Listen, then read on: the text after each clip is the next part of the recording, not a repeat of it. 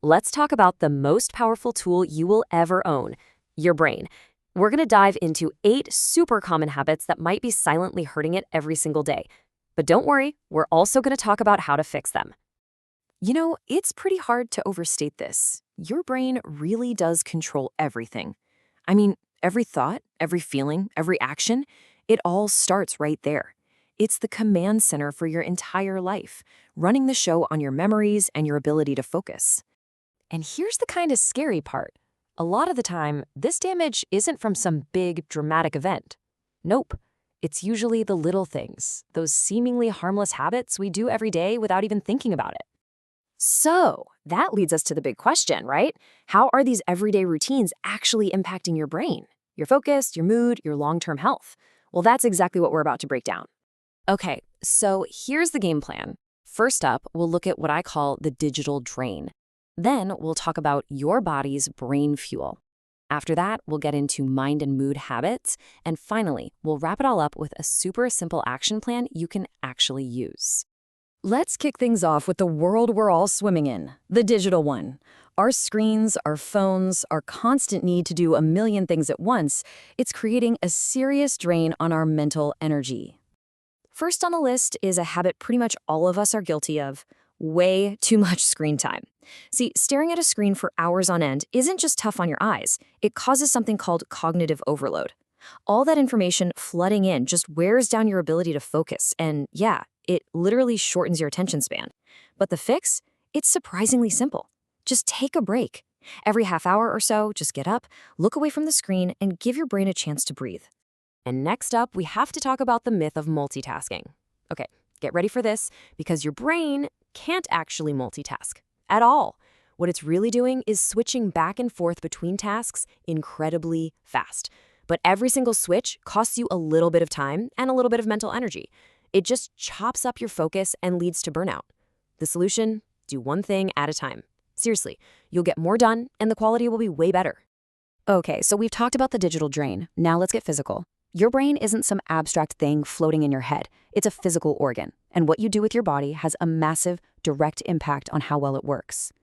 Just look at this number, 7 to 9 hours. This isn't just a friendly suggestion. For most of us, it's a non-negotiable biological need for your brain to be at its best.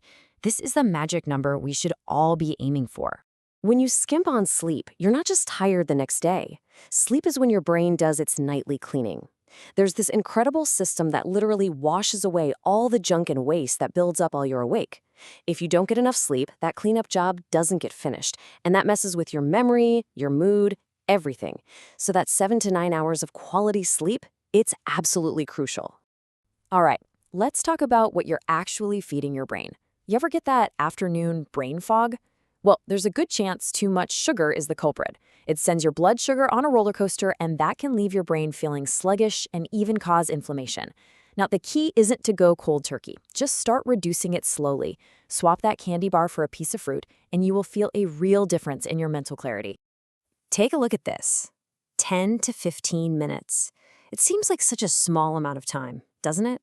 But it can make a world of difference. This isn't about becoming a gym rat. It's about finding a tiny, doable chunk of time to just move. See, sitting around all day basically starves your brain of fresh, oxygen-rich blood.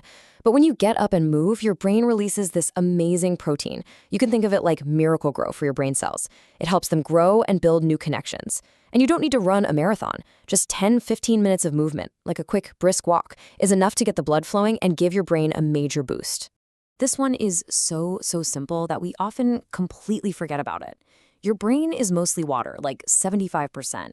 So even being just a little dehydrated can immediately tank your concentration, your memory, and your mood. The fix is obvious, but you have to be intentional about it. Just drink enough water all throughout the day. All right, so we've covered the digital world and the physical world. Now let's turn inward and look at our minds and our moods. These mental habits are powerful. They can actually reshape the physical structure of your brain over time. Let's face it, we're social animals. A good conversation is like a full-body workout for your brain. It uses memory, attention, empathy, language, the whole shebang. When we cut ourselves off from others, we're robbing our brain of that essential exercise, and that can really hurt our mental health and brain power. Staying connected isn't just nice, it's a necessity for a sharp mind. This is so fascinating. Your thoughts aren't just invisible little things that disappear. They actually create physical pathways in your brain.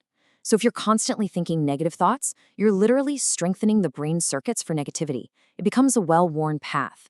The fix is to consciously build new paths. By practicing positive thinking and mindfulness, you're actively training your brain to be more optimistic and resilient. Okay, wow, we've gone through 8 different habits.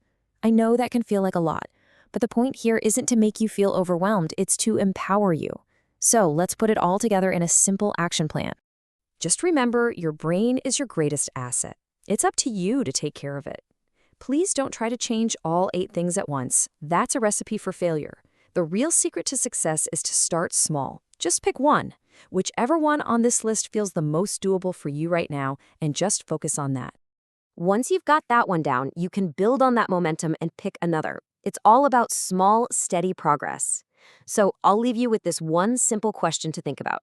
Which one will you choose to work on, starting today?